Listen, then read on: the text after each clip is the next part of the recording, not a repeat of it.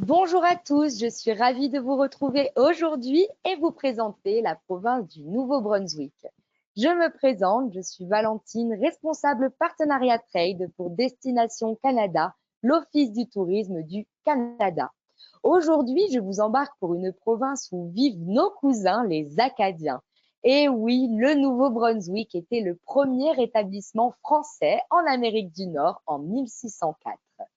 Je vais vous faire découvrir leur belle province entre forêts, rivières et lacs sur plus de 80% de ses terres. Un endroit où la mer est omniprésente avec plus de 2250 km de côte et 3 littoraux. Si vous cherchez de grands espaces et une nature à portée de main, attachez bien vos ceintures. Nous nous envolons pour le Nouveau-Brunswick. Avant toute chose, il faut penser à présenter une demande d'AVE pour se rendre au Canada par avion. Elle coûte 7 dollars canadiens, soit environ 5 euros, et elle est valable 5 ans sur un même passeport. Petite parenthèse pour vous, il y a énormément de sites frauduleux, alors assurez-vous que vos clients sont bien sur le site du gouvernement qui est www.canada.ca/AVE. Aussi, pensez à informer vos clients que les prix affichés au Canada n'incluent ni les taxes, 13% supplémentaires au Nouveau-Brunswick, et ni les pourboires attendus dès qu'il y a un service, et c'est un minimum de 15% supplémentaires. Le Nouveau-Brunswick, comme vous pouvez le voir sur la carte, est la porte d'entrée vers les provinces atlantiques. Faisant plus de 70 000 mètres carrés, c'est presque 2 fois la taille de la Bretagne. La province compte plus de 770 000 habitants, dont 33% parlent le français. Notez que le Nouveau-Brunswick est la seule province officiellement bilingue du pays avec l'anglais et le français, et nous y retrouvons la deuxième plus grande proportion de francophones après le Québec. Cette majorité est d'origine acadienne, nous y reviendrons. Du coup, je vous invite à consulter le site internet Corridor Canada pour découvrir les activités en français au Canada. Pour vous rendre au Nouveau-Brunswick, il y a plusieurs portes d'entrée avec de nombreuses compagnies aériennes via Montréal, Québec, Toronto et Halifax.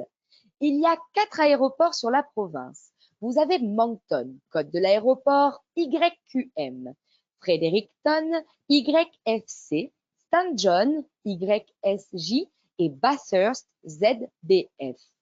Comptez 12 heures de trajet avec escale. Vous pouvez aussi prendre la route. De Québec au Nouveau-Brunswick, il faut compter 3 heures de route. Depuis Montréal, 5h30 de route. Et depuis Halifax en Nouvelle-Écosse, comptez seulement 2h30 de route. N'oubliez pas à votre arrivée de reculer votre montre de 5 heures. Enfin, une manière originale pour se rendre au Nouveau-Brunswick, c'est le train avec la compagnie Via Rail. Le train couchette, la voie des maritimes, va de Montréal jusqu'à Halifax en une nuit, un jour. Et comme vous le voyez sur la carte, il passe au Nouveau-Brunswick par les villes de Campbellton, Bathurst, Miramichi et Moncton. On peut dormir à bord dans des cabines et admirer les paysages depuis une voiture panoramique à 2 niveaux, mais aussi profiter d'un bar et d'un wagon-restaurant. C'est une superbe expérience de voyage lent. Quant à la meilleure saison pour découvrir le Nouveau-Brunswick, c'est à vos clients d'en décider, même si on va quand même vous avouer que la saison la plus touristique s'étend de juin à septembre. Au printemps, c'est le temps des sucres dans les érablières et début mai, c'est le début de la saison du homard. L'été, on s'adonne à la voile et à la navigation de plaisance, mais aussi canot, vélo et à l'observation des baleines. En automne, la tourbière se pare d'un beau manteau rouge, tout comme les érablières. C'est vraiment très photogénique. Et enfin, en hiver, les motoneiges sont de sortie, mais on fait aussi du ski de fond ou des raquettes. Le Nouveau-Brunswick partage ses frontières avec la province du Québec que vous pouvez voir à l'ouest, mais aussi l'État américain du Maine et à l'est avec les provinces de la Nouvelle-Écosse et de l'île du Prince-Édouard. Nous allons découvrir les endroits phares de la province qui sont regroupés en 5 routes panoramiques. La vallée de la rivière à gauche en vert part d'Edmonton jusqu'à Saint John tout au sud. La route de la chaîne des Appalaches en bleu part de Campbellton. En jaune, la route du littoral acadien longe la côte est du nord au sud. Ensuite, au centre, en rouge, la route de la rivière Miramichi longe la rivière Miramichi et traverse la province. Enfin, la route du littoral de Fundy est tout en bas en saumon en face de la province de la Nouvelle-Écosse. Rassurez-vous, les distances sont raisonnables. Si vous prenez cette carte du nord au sud, cela fait 322 km et 242 km d'est en ouest. Nous allons commencer notre visite par la plus grande ville de la province et une de ses 4 portes d'entrée, j'ai nommé Moncton. L'aéroport international Roméo-Leblanc du Grand Moncton a pour code YQM. À votre arrivée, la plupart de vos clients voudront une voiture de location pour un séjour itinérant, même s'ils peuvent aussi prendre un taxi. Il faut compter une quinzaine de minutes pour arriver au centre-ville. En plus d'avoir un aéroport bien desservi, Moncton est la ville la plus peuplée de la province.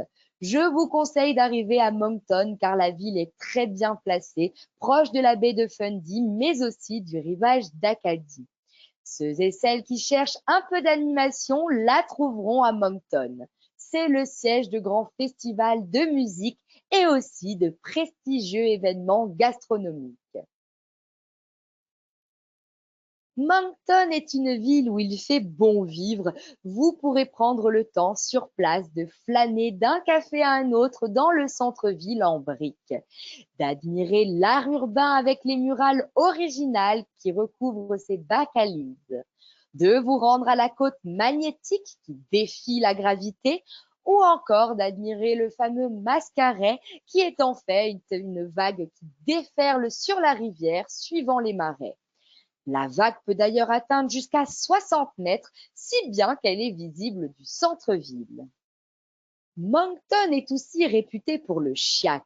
Le chiac est un dialecte où se côtoient l'anglais et le français avec des vieux mots acadiens. Ouvrez bien les oreilles, vous n'aurez jamais rien entendu de tel. Pour vous faire découvrir la province, nous allons débuter notre périple dans le sens inverse des aiguilles d'une montre, en commençant par remonter la route du littoral acadien qui longe le golfe du Saint-Laurent. Cette route fait environ 3h15 et vous allez découvrir le cœur de l'Acadie, son histoire, sa cuisine du terroir, ses paysages maritimes de l'île de Miscou à l'extrême nord-est, aux plages de Shediac, capitale mondiale du homard. D'ailleurs, vous allez être étonnés, mais sachez que l'eau peut atteindre jusqu'à 29 degrés et c'est aussi l'eau la plus chaude au nord de la Virginie et du Canada. Avec 250 km de littoral et 3 littorales distincts, ce sont des heures de plaisir qui attendent vos clients au Nouveau-Brunswick. Donc, rendez-vous sur le littoral acadien entre le parc national Couchibougeoac et Cap-Pelé. Commençons notre itinérance par Shediac, à 20 minutes de voiture de Moncton. Nous arrivons là dans la capitale mondiale du homard.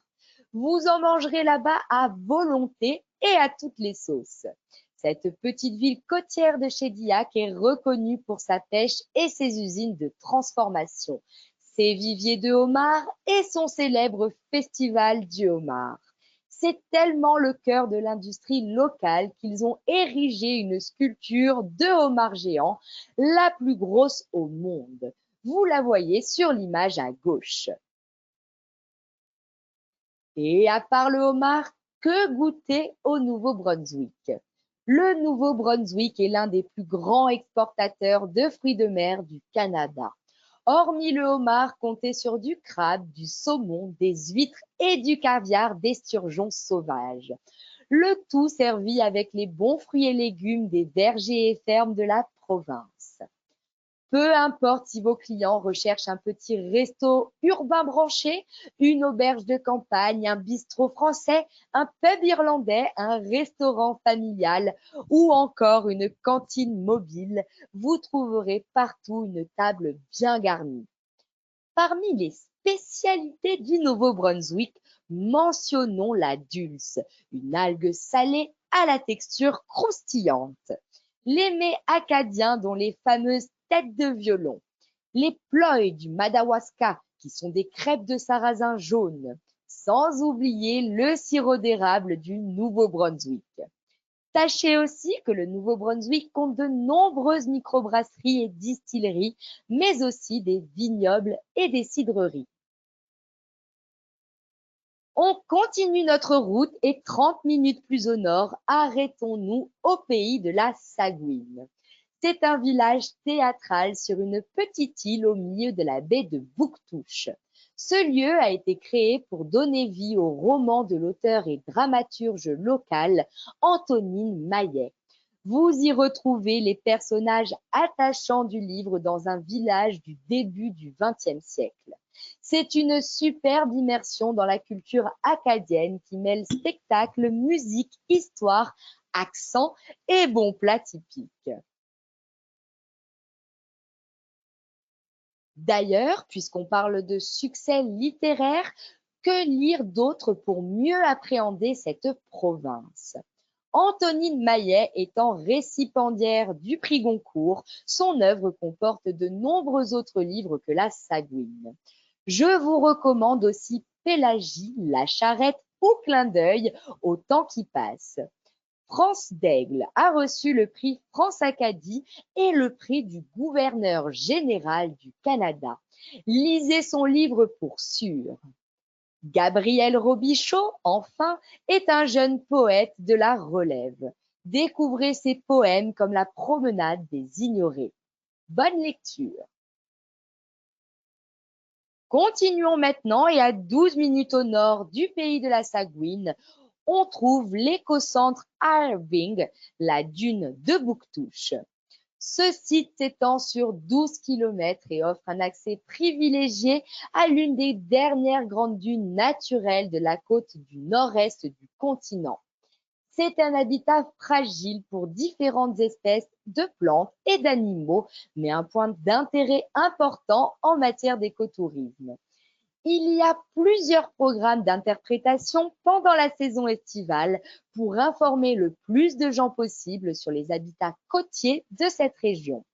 Ça vaut le détour car on y voit aussi les plus beaux levers de soleil. Tant que vous êtes dans ce lieu préservé, prenez le temps d'observer la faune.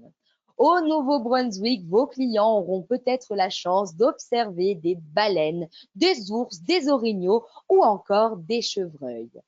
Les amateurs d'ornithologie seront aussi ravis par l'abondance d'espèces comme par exemple les macareux de l'Atlantique que vous voyez en haut à gauche, mais aussi les hérons, les pluviers siffleurs et pigargues à tête blanche. La province constitue une importante halte pour les oiseaux migrateurs en raison de ses rivages riches en éléments nutritifs et ses nombreux marais. 30 minutes au nord des dunes de Bouctouche, toujours sur la côte, nous voici au parc national Couchibougeoac. C'est l'un des 2 parcs nationaux de la province où observer la faune comme les colonies de phoques, mais aussi s'adonner au canot, au vélo, se baigner ou encore découvrir la culture acadienne et micmac dans un superbe cadre. La nuit, le parc devient un chef-d'œuvre étoilé. Allons maintenant bien au nord-est du Nouveau-Brunswick, à presque 2 heures de route dans la charmante communauté de Caraquet. C'est la capitale de l'Acadie, au cœur de la péninsule acadienne.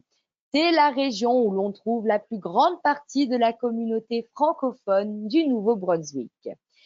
Et la première quinzaine d'août, la ville de Caraquet est l'hôte de l'un des plus grands festivals en Amérique du Nord, le Festival acadien. Si vous vous demandez qu'est-ce que le festival acadien, il faut déjà situer la date du 15 août 1755, quand les Acadiens, donc francophones, s'étaient fait débouter de leurs terres et déportés par les colons anglais. Ce moment est resté gravé comme le grand dérangement. Du jour au lendemain, ils ont dû fuir un peu partout, notamment en Louisiane, mais aussi en France, avec tous leurs effets personnels. Ils n'ont été réhabilités que des générations plus tard. C'est ce grand dérangement que célèbrent les francophones revenus sur leur terre. Ils font le plus de bruit possible et célèbrent aussi leur identité et leur fierté pour leur patrimoine et la culture francophone tous les ans avec la même belle énergie. C'est vraiment la fête nationale des Acadiens qui culmine avec son célèbre tintamarre à 17h55 avec des dizaines de milliers d'Acadiens et d'Acadiennes qui font le spectacle dans les rues. Certains passent même l'année entière à préparer leurs costumes.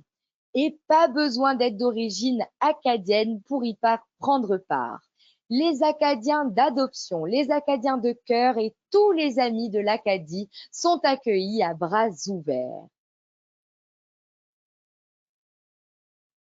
Vous l'aurez compris, faire un voyage au Nouveau-Brunswick, c'est faire un voyage en terre acadienne. Pour un peu d'histoire, la présence acadienne au Nouveau-Brunswick date du XVIIe siècle avec la venue des colons français. Pour découvrir leur mode de vie d'antan, visitez le village historique acadien. C'est un voyage dans le passé. Ce village est reconnu pour ses reconstitutions historiques des Acadiens de 1770 à 1949. Au fil de votre visite des 40 bâtiments patrimoniaux, vous rencontrerez ces habitants, des interprètes en costume d'époque qui font revivre les coutumes ancestrales et les métiers traditionnels. Préparez une demi-journée, voire une journée entière pour visiter ce superbe site.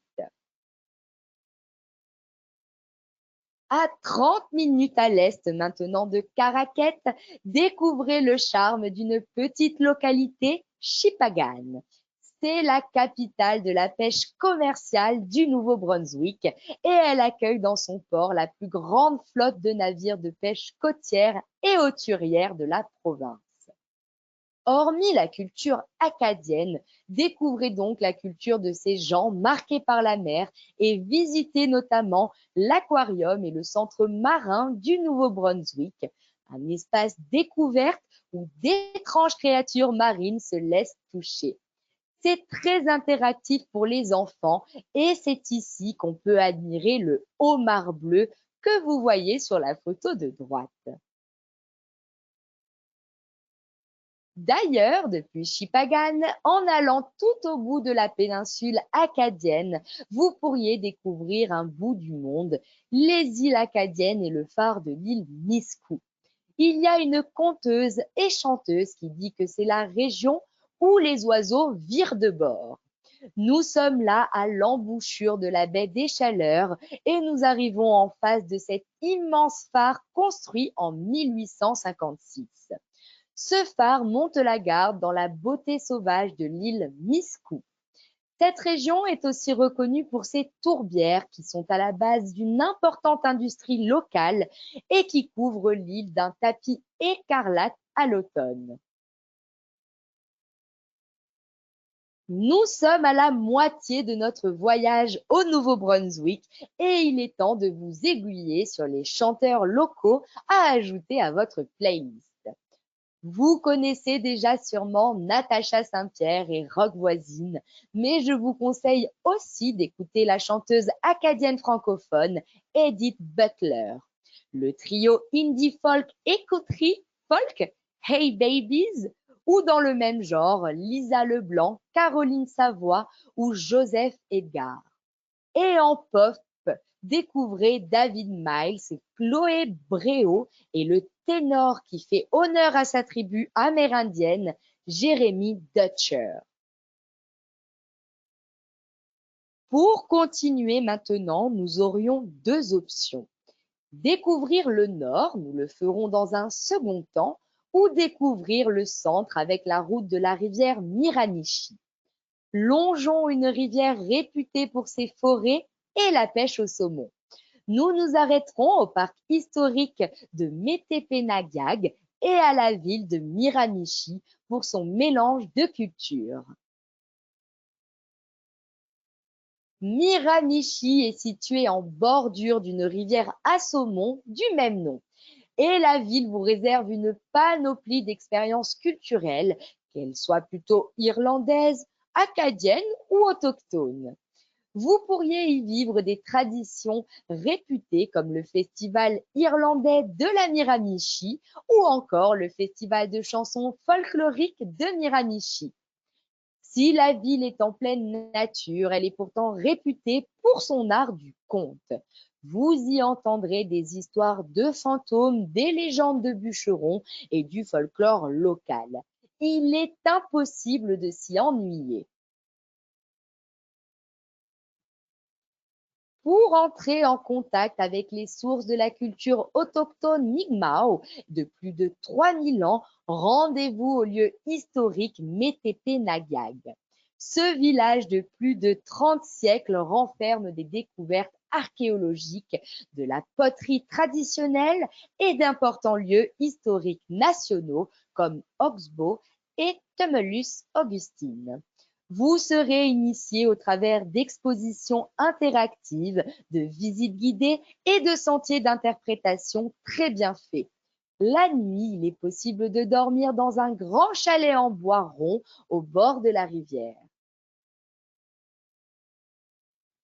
Je le disais tout à l'heure, nous avions deux options depuis Caraquet. L'autre option étant de découvrir le nord de la province et je vous montre maintenant à quoi ça ressemble. On y trouve les Appalaches, les plus anciennes chaînes de montagnes au monde, une cordillère de montagnes érodées où vos clients peuvent parcourir la rivière Restigouche en canot ou grimper jusqu'au sommet le plus haut des Maritimes. En route. 1 heure à l'ouest de Caraquet, vous passerez par la ville de Bathurst, qui est blottie au fond de la jolie baie des Chaleurs, reconnue par le club des plus belles baies au monde. Cette baie sépare le Nouveau-Brunswick de la Gaspésie, donc du Québec. Quant à la ville de Bathurst, souvenez-vous qu'elle accueille un aéroport pour vos clients et son code est ZBF.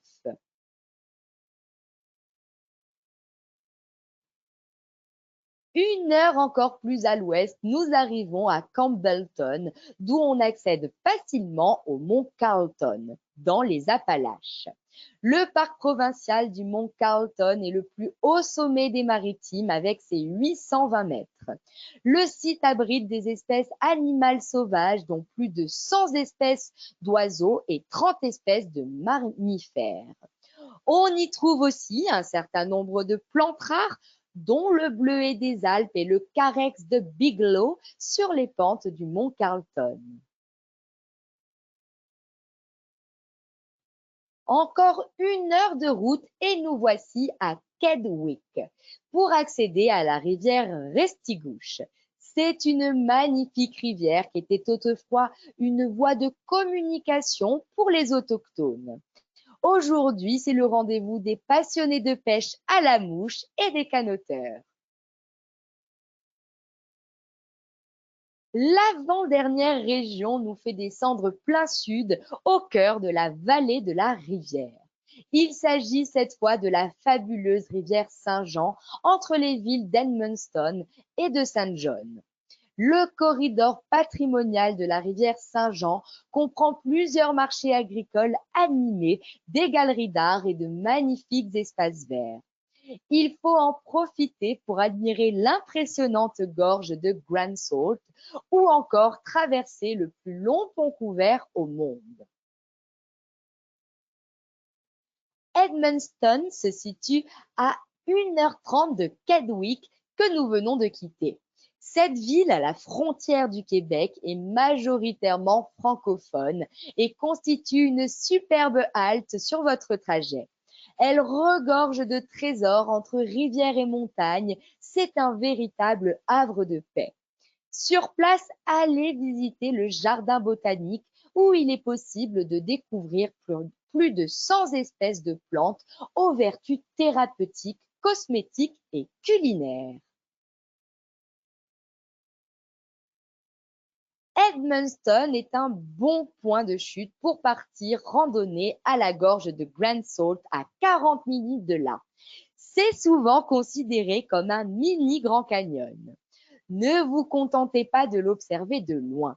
Il est possible de faire une visite guidée à partir du centre Malobiana qui vous fait descendre les 401 marches exactement jusqu'au point le plus étroit des 673 km du fleuve Saint-Jean. Vous y verrez de plus près les puits rocheux et les formes fascinantes qui sont créées par les cascades puissantes. D'ailleurs, vos clients pourront faire des pauses et profiter des belvédères aménagés le long du parcours. 1 heure au sud, un arrêt photo s'impose au pont couvert de Heartland. C'est un lieu historique national car c'est le plus long pont couvert au monde. D'une longueur de 390 mètres, il tient depuis 1901 et fait le bonheur des amoureux qui viennent s'y embrasser selon la tradition. À l'époque où les hommes circulaient à chevaux ou en chariot, les couples s'arrêtaient à mi-chemin sur le pont pour échanger un baiser. Encore 1 heure au sud, King's Landing est un musée vivant où je conseille un arrêt pour découvrir la vie au Nouveau-Brunswick au 19e siècle, de la colonisation à la naissance du Canada et à l'ère du progrès. Ce musée en plein air abrite plus de 70 000 artefacts et plusieurs expositions interactives, des ateliers, des expériences culinaires, ainsi que l'interprétation de personnages historiques en costume d'époque. Je vous le recommande vivement. À 20 minutes à l'est du musée, voici Fredericton, la capitale de la province. Elle brille par sa richesse culturelle et sa beauté riveraine au bord du fleuve Saint-Jean.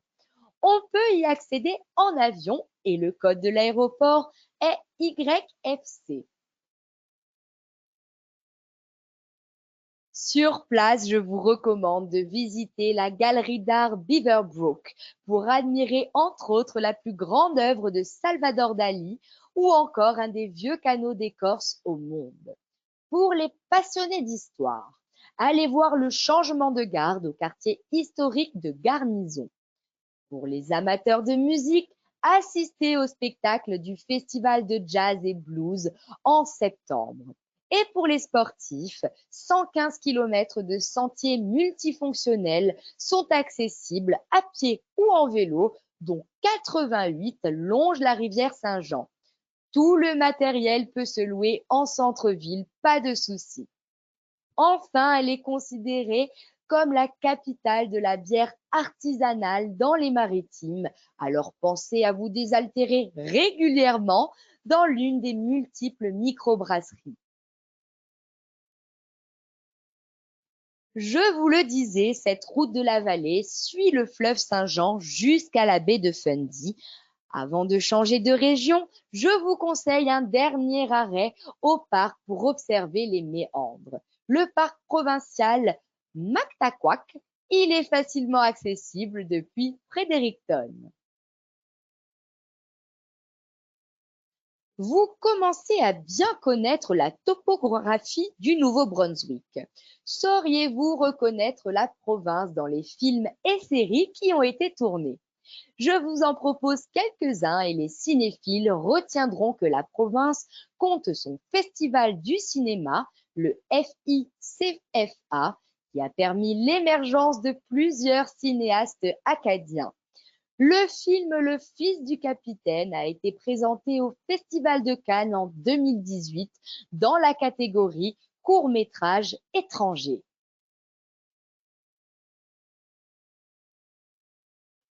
Dernière ligne droite, cette fois-ci, nous voici dans la région de Fundy, le long du littoral de la baie éponyme. Peu d'endroits offrent un spectacle naturel aussi impressionnant que la baie de Fundy. Ses marées prodigieuses et ses panoramas exceptionnels en font une destination recherchée. De St Andrews au rocher Hopewell, ouvrez bien grand les yeux. Nous commençons donc cette route tout au sud-ouest du Nouveau-Brunswick à 1h30 de Fredericton, dans la communauté de St Andrews by the Sea. Fondée par les loyalistes de l'Empire uni, cette ville est l'un des exemples les mieux préservés du patrimoine colonial en Amérique du Nord. Certaines maisons datent depuis plus de 200 ans. Arriver ici, c'est comme remonter le temps dans un village portuaire parfaitement préservé. Cette ville balnéaire est connue pour ses demeures restaurées, ses hôtels et auberges de luxe et aussi ses magnifiques jardins. C'est le jardin Kingsbrae qui figure au palmarès des 10 meilleurs jardins publics du Canada. Aussi, on vient jusqu'à la baie de St Andrews pour observer les baleines. La région côtière de la baie de Fundy est riche en nutriments, ce qui attire les baleines de mai à octobre. On peut les observer depuis un bateau, mais aussi un zodiac ou encore un kayak. Il y a plus de 12 espèces différentes qui migrent vers la baie chaque année, y compris les visons, les rorquals communs, les baleines à bosse, les baleines bleues et même la très rare baleine noire dont il en reste moins de 300 dans le monde. De St Andrews, c'est aussi possible de visiter l'île Ministers en bas à droite. C'est un immense domaine de plus de 200 hectares ayant appartenu à Sir William Van Horne, président de la Compagnie canadienne Pacifique. On y accède par une courte promenade d'1 kilomètre à pied ou en voiture sur le fond de l'océan à marée basse. Il faut donc bien regarder en amont les heures des marées. Sur place, votre client se trouvera dans un décor de la fin du 19e siècle, début 20e.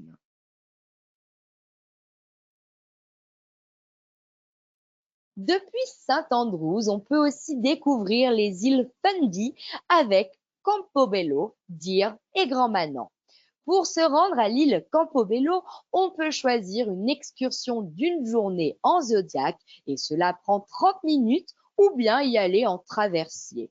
Sur l'île, on trouve le parc international Roosevelt qui était la résidence d'été de l'ancien président des États-Unis.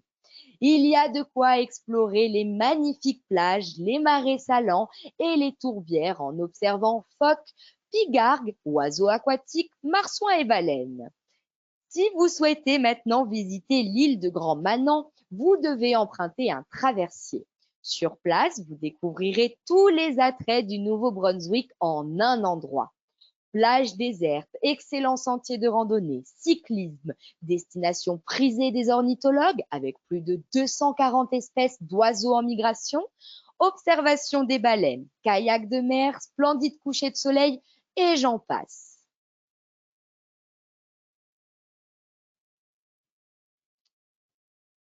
Une heure à l'est de St Andrews, le long de la baie de Fundy, nous voici à Saint John. C'est la plus ancienne ville constituée du Canada et la seule grande ville bordant la baie de Fundy. On peut y arriver en avion et le code de l'aéroport est YSJ. Que voir à Saint John? Il faut absolument s'arrêter au Market Square pour admirer les immenses bateaux de croisière et découvrir ses bons restaurants, galeries d'art et boutiques. Découvrez aussi le musée du Nouveau-Brunswick pour visiter sa salle des grandes baleines et en apprendre davantage sur l'histoire de la province. Flânez ensuite au marché public de Saint John. C'est le plus ancien marché ouvert sans interruption en Amérique du Nord. Il vous charmera avec sa charpente qui rappelle la coque inversée d'un navire. Puis, pour finir, un arrêt incontournable, les célèbres rapides réversibles qui étonneront vos clients à coup sûr. C'est un spectacle des marais de la baie de Fundy qui force la rivière Saint-Jean à inverser son cours à l'embouchure. Le meilleur endroit pour admirer ce phénomène naturel est le haut du Skywalk. À 1 heure à l'est de Saint John, découvrez le premier parc national du Nouveau-Brunswick établi en 1948, le parc national Fundy. Il offre plus de 120 km de sentiers de promenade et de randonnée de montagne en vallée en passant par des chutes rafraîchissantes et des ruisseaux. Faites la promenade du sentier Fundy dans le parc linéaire du même nom. Ce parcours automobile sur 30 km de long de la côte avec plus de 20 belvédères au panorama incroyable, une cascade, un pont suspendu, le rocher Little Flower Pot, petit pot de fleurs en français, des formations rocheuses datant de 600 millions d'années et des possibilités d'excursion en kayak. La promenade du sentier Fundy fait partie de la réserve de biosphère de Fundy de l'UNESCO, du géoparc Stonehammer et du sentier transcanadien. C'est aussi un des points d'accès au célèbre sentier pédestre de Fundy, une grande randonnée épique de 41 km. Pour visiter le parc, rien de tel que de séjourner à Alma, petit village de pêcheurs où vous pourrez manger un fameux lobster roll ou encore déguster une bière dans une microbrasserie installée dans une ancienne église. C'est un incontournable, alors profitez de la beauté de ces lieux. 20 minutes à l'est d'Alma, je vous propose un peu d'adrénaline du haut de la falaise vertigineuse au cap Enragé. Ce cap offre un point de vue spectaculaire sur les marais. Sur la pointe du cap, utilisée comme station de phare depuis 1838, se dresse un phare qui date de plus de 140 ans, avec à ses côtés une corne de brume qui lance ses appels les jours de brouillard. Le Cap Enragé est un centre d'activité et d'aventure pour toute la famille. On peut y faire de la tyrolienne sur 183 mètres, de la descente en rappel d'une falaise de 46 mètres et de l'escalade sur une paroi naturelle de 18 mètres. Encore 40 minutes de voiture et nous voici au clou du spectacle de cette baie de Fundy au rocher Hopperwell. Saviez-vous que c'est au Nouveau-Brunswick que l'on trouve les plus hautes marées au monde? La baie de Fundy est classée au site du patrimoine mondial de l'UNESCO. Chaque jour, 2 fois par jour, 160 milliards de tonnes d'eau de mer entrent et sortent de la baie. C'est le volume équivalent de toute l'eau de toutes les rivières du monde. Les marées vont de 10 à 14 mètres, la hauteur d'un bâtiment de 4 étages, et pourraient remplir le Grand Canyon. Le temps entre la marée haute et la marée basse est de 6h13 environ.